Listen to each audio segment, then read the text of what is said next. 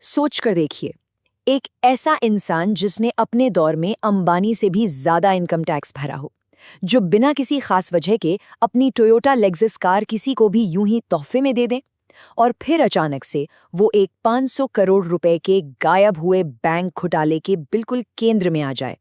आज के इस विश्लेषण में बात करेंगे शेयर बाजार के बिग बुल हर्षद मेहता की।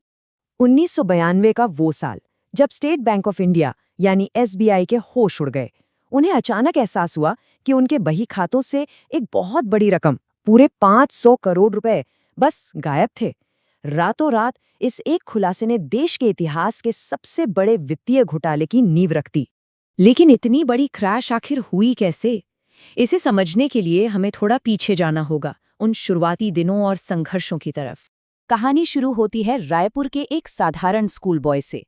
ऐसा लड़का जिसमें कभी अपने प्रिंसिपल को चकमा देने के लिए नकली चाचा तक का इंतजाम कर लिया था। वहां से बॉम्बे स्टॉक एक्सचेंज तक का उसका सफर सच में अथक मेहनत से भरा था। 1977 में सिर्फ 600 रुपए महीने की क्लर्क की नौकरी, वीकेंड्स पर सूरत जाकर डायमंड पॉलिश करने का काम, और फिर जॉबर के रूप में अपने पहले ही दिन भारी नुकसान।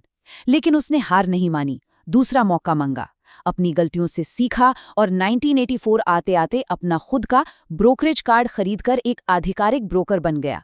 ये था उसका असली हसल। और यहीं से शुरू हुई उसकी शेयर बाजार पर महारत हासिल करने की कहानी। हर्षद को बहुत जल्दी समझ आ गया था कि मार्केट में जानकारी ही सबसे बड़ी ताकत है। उसने प्रीमियर ऑटो जैसी कंपनियों के लेबर यूनियन से दोस्ती की ताकि अंदर की जानकारी सबसे पहले मिल सके। इसके बाद उसने मार्केट में एक बुल यानी तेजड़िए के रूप में काम करना शुरू किया, जो लगातार शेयरों की कीमतें ऊपर ले जाता है। अब इस रणनीति की वजह से उसकी सीधी टक्कर हुई उस समय के सबसे ताकतवर बियर कार्टेल से, जिसके लीडर थे मनु मानिक। बियर कार्टेल का काम था कीमतें गिराकर पैसा कमाना। तो ये शेयर मार्केट में एक बहुत ही हाई स्टेक्स की जंग बन गई थी। इस जंग में हर्षद किस कदर हावी था, इसका अंदाजा एक बेहद हैरान करने वाली तुलना से लगाया जा सकता है। 1991 तक आते आते हर्षद की एक छोटी सी फर्म, जिसमें मुश्किल से 200 कर्मचारी थे, मुनाफे के मामले में दुनिया की सबसे बड़ी ब्रोकरेज फर्म मेरिल लिंच को सीधी टक्कर दे रही थी, जिनके पास 4000 से ज्यादा कर्मचारी थे। दोनों का मुनाफा करीब 2000 करोड़ रुपए आका जा रहा था। इस बेतहाशा सफलता ने हर्षद को एक रातों रात आइकन बना दिया और वो देश की हर प्रमुख बिजनेस मैगजीन के कवर पेज पर छाने लगा। और इस सफलता का असर मार्केट के आंकड़ों पर भी बिल्कुल साफ था। हर्षद की आक्रामक खरीदारी ने अकेले ही बॉम्बे स्टॉक एक्सचेंज के सेंसेक्स को सिर्फ एक साल के अंदर 1200 पॉइंट से खींचकर लगभग 4500 पॉइंट तक पहुंचा दिया। रिलायंस जैसी कंपनियों के शेयर, जो कभी 40 रुपए के हुआ करते थे, वो सीधे 390 रुपए तक उछल गए। ये कोई मामूली बात नहीं थी। लेकिन यहाँ एक बहुत बड़ा सवाल उठता है। पूरे मार्केट को इस तरह हिलाने के लिए एक स्टॉक ब्रोकर को अनंत पूंजी की जरूरत होती है। इतना पैसा आखिर आ कहां से रहा था? इसका जवाब छुपा था बैंकिंग सिस्टम की एक बहुत बड़ी खामी में, जिसका फायदा उठाया गया। इस पूरे खेल को समझने के लिए हमें पहले एसएलआर यानी स्टैट्यूटरी लिक्विडिटी रेशियो को समझना होगा। आसान भाषा में कहें तो ये आरबीआई का एक नियम था, जिसके तहत बैंकों को अपने फंड का 18% हिस्सा सुरक्षित संपत्तियों जैसे सरकारी प्रतिभूतियों, नकद या सोने में रखना होता था। अब अपने बही खातों को संतुलित दिखाने के लिए बैंक अक्सर एक दूसरे को छोटी अवधि यानी 15 दिनों के लिए ये सरकारी प्रतिभूतियां उधार दिया करते थे। यहीं पर एक और चीज की एंट्री होती है, बैंक रिसीट्स या बीआर।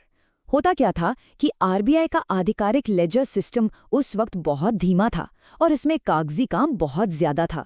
अपना समय बचाने के लिए बैंकों ने इन बैंक रिसीट्स का इस्तेमाल शुरू कर दिया। ये बस एक तरह की अस्थायी रसीदें या आईओयूज थे, जो ये कन्फर्म करते थे कि एक बैंक के पास दूसरे बैंक की प्रतिभूतियां सुरक्षित हैं। और सच पूछिए तो यही वो सबसे कमजोर कड़ी थी, जिसका फायदा उठाया जाना बिल्कुल तय था। स्कैम का तरीका कुछ ऐसा था, बैंक ऑफ कराड़ जैसे छोटे संस्थानों के कुछ भ्रष्ट अधिकारियों के साथ मिलीभगत की गई। इन नकली बैंक रसीदों को जारी करवाया गया और फिर इन फर्जी दस्तावेजों के आधार पर बैंकिंग सिस्टम से बिना किसी कोलैटरल के करोड़ों रुपए निकाल लिए गए। ये पैसा गुपचुप तरीके से सीधे स्टॉक मार्केट में लगा दिया जाता था और फिर मार्केट से जो भारी मुनाफा होता था, उसका एक हिस्सा बैंकों को वापस कर दिया जाता था। लेकिन कहते हैं ना, कोई भी झूठ हमेशा के लिए नहीं छुप सकता। घोटाले का पर्दाफाश होना ही था। मार्च 1992 में ताश का ये महल ढहना शुरू हुआ। स्टेट बैंक ऑफ इंडिया में एक रूटीन ऑडिट चल रहा था। तभी अधिकारियों की नज़र एक दस्तावेज पर पड़ी। उसमें कुछ संदिग्ध ओवरराइटिंग थी। किसी ने बड़ी चालाकी से 1170 करोड़ के आंकड़े में 1 को पेन से बदलकर 6 बना दिया था, ताकि उसे 1670 करोड़ दिखाया जा सके। इस एक छोटी सी गलती ने एसबीआई के अंदरूनी रिकॉर्ड और आरबीआई की वास्तविक होल्डिंग्स के बीच एक विशाल अंतर को उजागर कर दिया। बैंक को पता चला कि उनके 500 करोड़ रुपए गायब हैं। जैसे ही बैंक ने पूछताछ शुरू की, गहरी घबराहट फैल गई। हालांकि कुछ ही दिनों के अंदर लगभग 669 करोड़ रुपए एसबीआई को वापस भी कर दिए गए। पहली नज़र में ये मामला सुलझता हुआ लग सकता था, लेकिन इस जल्दबाजी ने एक और बहुत बड़ा और कई ज्यादा खतरनाक सवाल खड़ा कर दिया। ये पैसा वापस करने के लिए रातों रात आखिर आया कहाँ से? इसका जवाब सच में किसी को भी हैरान कर सकता है। एसबीआई में अपने निशान मिटाने के लिए एक और बहुत बड़ा फर्जीवाड़ा किया गया था।